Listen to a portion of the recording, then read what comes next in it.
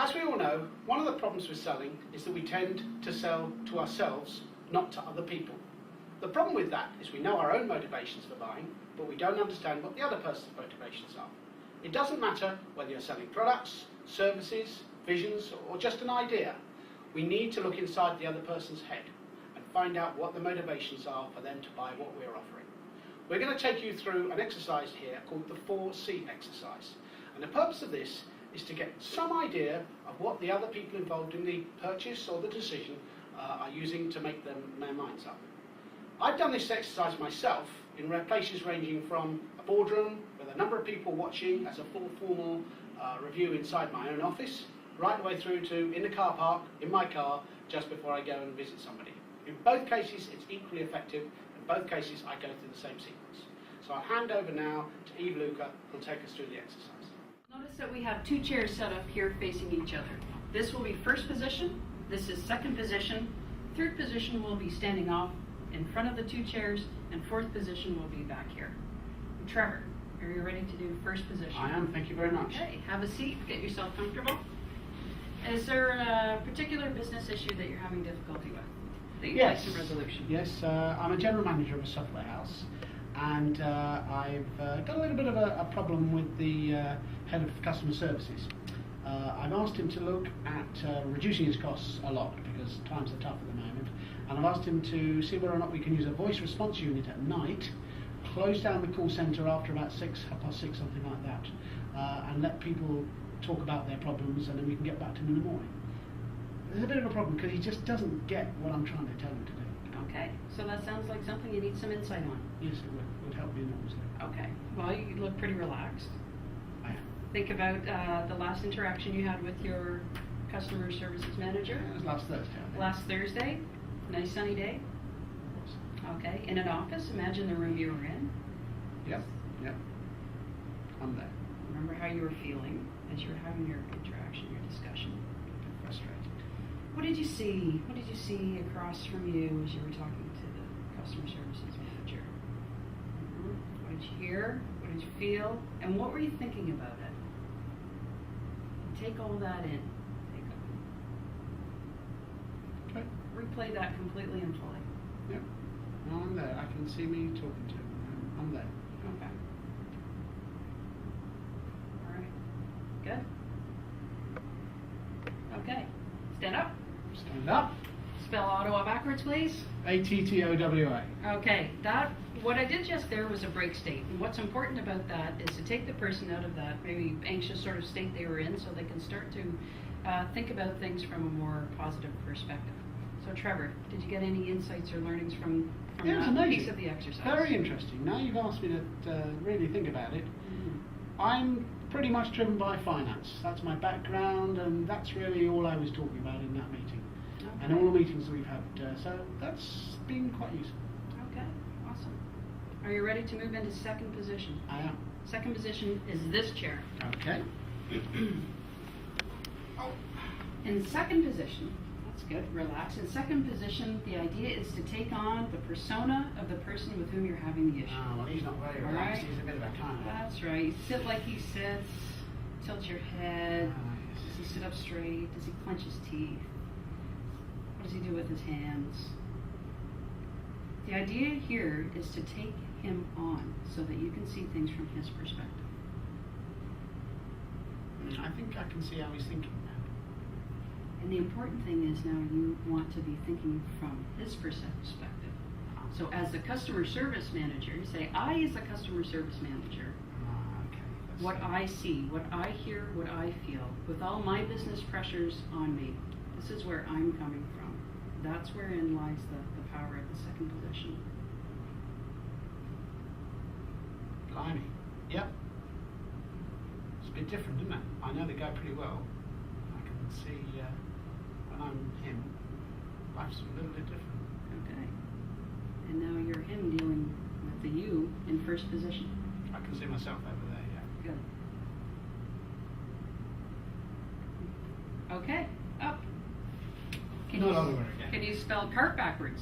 Car, R-A-C, that's Carp. easy. Fish.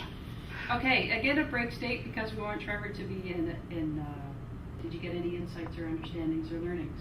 Very weird. He comes from a background of the customer's always right. What I did when I was him. It's amazing. He's not really terribly motivated by finance. He's motivated in looking after the customers. I'm really glad I appointed him, but it's a very different view of the world. Okay. Terrific. Great, thank you.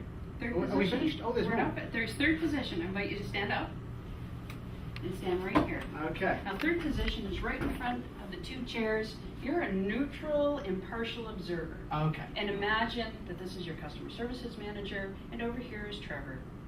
Okay. And you're imagining watching them have this interaction from a completely impartial stance. Last Thursday. Last Thursday. Yeah, got it. Yeah. And watch how their interaction is going. Is somebody talking and the other and not listening as much? Yeah, I can see straight away. I'm getting the hang of this now. First of all, he's using a lot more words than he is. But I can also see that he's showing a lot more anxiety than I think was ever denoted by him, me, Trevor over there. So that's interesting. And he seems to be using numbers to describe what he's talking about. And he's talking an awful lot more about feelings and success and people being loyal. And it's very interesting. Okay. Very interesting. And so, as an impartial observer, then you might be able to give each of them some advice. Not that you'll do that now, but that's something that you'll. No, I can you'll see some consider. advice straight away. Yeah, thank you. Okay. All right. That's awesome. Do you know how many light bulbs are in the ceiling? I haven't a clue. They look like fluorescent. Okay. Yeah. Again, a break state. And any other insights that you just gave me? No, I don't think so. I mean, I think probably the main thing for me is that he needs to think a bit more about the numbers and he needs to think a bit more about the feelings. Okay. It sounds trite, but it hasn't been clear to me before. Where would you like me to go now? Now I would like you to take a couple of steps over. That's good, right there. You're at an angle. The fourth position is at an angle, looking at the two chairs. Again, you'll see the two people in the two chairs. And your position now is somebody who is going to be affected by whatever the outcome of this interaction. I want the company to stay together, which is the finance side, but on the other hand, I think there's a few customers who would leave and help the company to go under if we were not looking after them at night. Okay. So I think the customers, an interesting perspective here. Do you want me to try another one? I do want you to try another one. Who else in the company? Are there other? Oh, somebody within the company. Okay. Well, maybe I guess the engineers who actually have to do the support.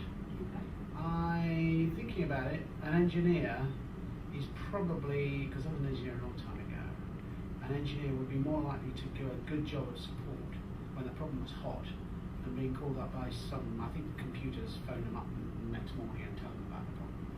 So I'm beginning to see there's some other things to this that he didn't understand before. Okay. Other effects on the system? Well, there's the two main things. I think it's the people who do it and the people that's affected. Okay. That is terrific.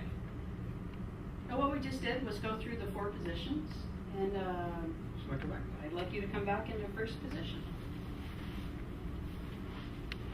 And having gone through that exercise, is there anything else you want to share? From a business perspective. I think the main thing that I got out of this is related to the difference of motivations. His every motivation is to keep the customers happy, and I'm really pleased that we've got the guy we've got. But he has a misunderstanding of my motivations, which quite rightly I think are financial. So I think what we need to do is sit down together and put that on the table and share that a bit more, and maybe pull in some of the other people who are going to be involved. So that's really been great, thank you. There are three things you need to take away from this. Go and try it. Go and try it with your friends, with your colleagues, in professional situations, in personal situations. Secondly, try all four positions. Do it in your head, do it physically with chairs, and I'm a big fan of doing it with chairs. Go and try all four positions. And informally, with yourself, in the car park that I mentioned earlier on, or with a group of people, look at what the insights are and make a decision about how you're going to approach it differently.